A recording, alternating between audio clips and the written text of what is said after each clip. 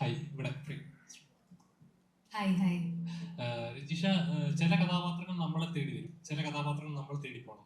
ഇപ്പം മാരിസ്ഫിരാജിന്റെ പടം എന്ന് പറയുമ്പോൾ അതിലെ കഥാപാത്രങ്ങൾക്ക് എല്ലാവരും എത്രത്തോളം ഡെപ്ത് ഉണ്ട്, അല്ലെങ്കിൽ എത്രത്തോളം ഡെപ്തിലേക്ക് അവർ ചെയ്യുക, എന്തായിരിക്കും അവരുടെ പെർഫോമൻസിന്റെ ലെവൽ, എല്ലാവരും എക്സൈറ്റഡ് ആയിരിക്കും. ഇപ്പൊ രജിഷ ഇതിൽ കാസ്റ്റ് എന്ന് പറയുമ്പോൾ നമ്മൾ ട്രെയിലർ കാണുമ്പോൾ എങ്ങനെയായിരിക്കും വരാൻ ആളുകൾ എക്സൈറ്റഡ് ആയിരുന്നു. തിയേറ്ററിൽ ഗംഭീര പെർഫോമൻസ് ആയിരുന്നു. അപ്പം ഇങ്ങനെ ഒരു ചിത്രത്തിലേക്ക് വരുമ്പോഴേക്കും എന്തൊക്കെ എക്സ്പെക്ടേഷൻ ഉണ്ടായിരുന്നു? First and foremost I feel like നമ്മളെല്ലാവരും സിനിമയെ സ്നേഹിക്കുന്ന ആൾക്കാരാണ്. നമ്മളെല്ലാവരും ഇന്ത്യൻസാണ്, നമ്മളെല്ലാവരും മനുഷ്യരാണ്. നമുക്ക് കേരളം, തമിഴ്നാട്, മലയാളം, തെലുഗു, കന്നഡ, തമിഴ്, ഹിന്ദി എന്നൊന്നുമില്ല. എവിടെ നന്നായിട്ട് അഭിനയിക്കാൻ സാധിക്കുമോ, എവിടെ നല്ലൊരു സിനിമ കിട്ടുമോ, എവിടെ നല്ലൊരു കഥാപാത്രം കിട്ടുമോ, അപ്പോൾ ഓടി ചെന്ന് പോയി അഭിനയിക്കുക എന്നുള്ളതാണ്.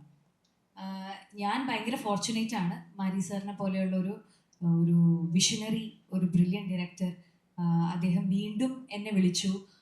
രണ്ടാമത് ആദ്യം ചെയ്തതിനേക്കാൾ കൂടുതൽ ഡെപ്തും ഡിഫറെൻറ്റും ആയിട്ടുള്ളൊരു കഥാപാത്രം എന്നെ ഏൽപ്പിച്ചു എന്ന് പറഞ്ഞത് ഞാൻ ഭയങ്കര ഹാപ്പിയായിരുന്നു. സത്യം പറഞ്ഞാൽ എൻ്റെ ലൈഫിൽ ആദ്യമായിട്ടാണ് ഞാനൊരു നറേഷൻ പോലും ഇല്ലാതെ ഞാൻ ഒരു സിനിമ കമ്മിറ്റ് ചെയ്തത്.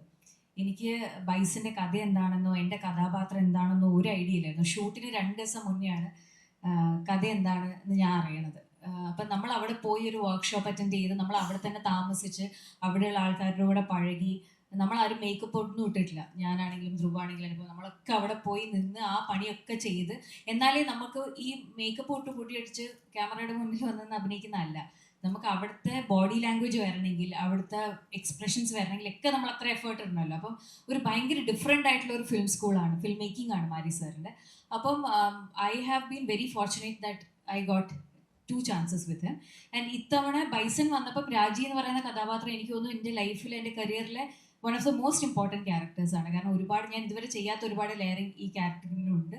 കിട്ടിയതിൽ ഒരുപാട് സന്തോഷമുണ്ട്. എന്നെ കൊണ്ട് പറ്റുന്നതിൻ്റെ പരമാവധി ഞാൻ ചെയ്തിട്ടുണ്ട്. എനിക്ക് വേണ്ടി ഡബ് ചെയ്ത രവീണയാണ്. I have to thank her also. കാരണം അഭിനയം എന്ന് പറയുമ്പോൾ it's equally a voice also. Yeah, so thanks to Raveena also. Ratheesh, അതുപോലെ ഇപ്പം ചില കഥാപാത്രങ്ങൾ കാണുമ്പോൾ നമുക്ക് ഫീൽ ചെയ്യും, ഇവർ ഇത്രയും ചെയ്യുമായിരുന്നു, ഇത്രയും പെർഫോം ചെയ്യാനുള്ള സ്പേസ് ഇവർക്ക് ഉണ്ടായിരുന്നു എന്ന് തോന്നും. അപ്പം തമിഴ് ചെയ്തിരിക്കുന്ന 2 കഥാപാത്രങ്ങൾ ഗംഭീരമായിട്ട് ചെയ്തിട്ടുണ്ട്. അപ്പം ഇടയ്ക്ക് വന്നൊരു ചർച്ച ഉണ്ടായിരുന്നു, രജീഷയ്ക്ക് മലയാളത്തിൽ ഇതേപോലത്തെ സിനിമകൾ കിട്ടിയിരുന്നെങ്കിൽ എങ്ങനെ ഉണ്ടായിരുന്നത്? അവസരങ്ങൾ കിട്ടാത്തതാണോ അതോ തമിഴിലേക്ക് തന്നെയാണ് കൂടുതൽ കോൺസെൻട്രേറ്റ് ചെയ്യുന്നത് കഥാപാത്രങ്ങൾ? അങ്ങനെയൊന്നും എനിക്ക് പറയാൻ പറ്റില്ല. കാരണം എനിക്ക് ഏറ്റവും നല്ല കുറച്ച് ഓപ്പർച്യൂണിറ്റീസ് കിട്ടിയത് മലയാളത്തിലാണ്. അനുരാഗരിക്കൻ വെള്ളാണെങ്കിലും, ജൂൺ ആണെങ്കിലും, ഫൈനൽസ് ആണെങ്കിലും, ഇപ്പം ഞാൻ ചെയ്ത് അവസാനിപ്പിച്ച് വെച്ചിരിക്കുന്ന മസ്തിഷ്ക മരണമാണെങ്കിലും, എനിക്ക് തോന്നുന്നു ഒന്നാമത് നമ്മൾ ഒരുപാട് ആക്ടേഴ്സ് ഇവിടെ ഉണ്ട്, എല്ലാവരും ടാലൻറ്റഡ് ആണ്. അപ്പം ultimately the director is the one who's deciding. അവർക്ക് അവർ എഴുതിയിരിക്കുന്ന അവരുടെ മനസ്സിലൊരു മുഖം വരുമല്ലോ, ഇന്ന കഥാപാത്രം ഇതുപോലെ ഇരിക്കണം. അത് ചിലപ്പോൾ ഓൾറെഡി ഉള്ളവരായിരിക്കും, അല്ലെങ്കിൽ പുതുമുഖമായ ഒരാളെ ആയിരിക്കും തേടുന്നത്. അപ്പം ഇതൊക്കെ ഒരു ഡെസ്റ്റിനി പോലെ നമ്മൾ ചൂസ് ചെയ്യുന്ന മാത്രമല്ല, നമ്മളെയും ഇത് ചൂസ് ചെയ്യണം എന്നുള്ളത്. അപ്പോൾ ഇതൊരു മ്യൂച്വലി നടക്കുന്ന ഒരു കാര്യമാണ്. അപ്പോൾ എനിക്ക് തമിഴിലാണ് കൂടുതൽ നല്ല കഥാപാത്രങ്ങൾ കിട്ടിയ, മലയാളത്തിലാണെന്നൊന്നും എനിക്ക് പറയാൻ പറ്റില്ല. ഞാൻ അങ്ങനെ ഒരു ഡിഫറൻഷിയേറ്റ് ചെയ്ത് സത്യം പറയാൻ ഞാൻ കാണുന്നില്ല. ഇന്ന ഇൻഡസ്ട്രിയിൽ ഞാൻ ഇത്രയും സിനിമ ചെയ്യണം, ആ ഇൻഡസ്ട്രിയിൽ പോയിട്ട് ഇത്രയും സിനിമ. മരിക്കുന്ന അടുത്തോളം സിനിമ ചെയ്യണം. എവിടെയൊക്കെ നല്ല സിനിമ കിട്ടും, എവിടെയൊക്കെ നല്ല കഥാപാത്രം കിട്ടും, അതൊക്കെ ചെയ്യണം എന്നാണ് എൻ്റെ ആഗ്രഹം.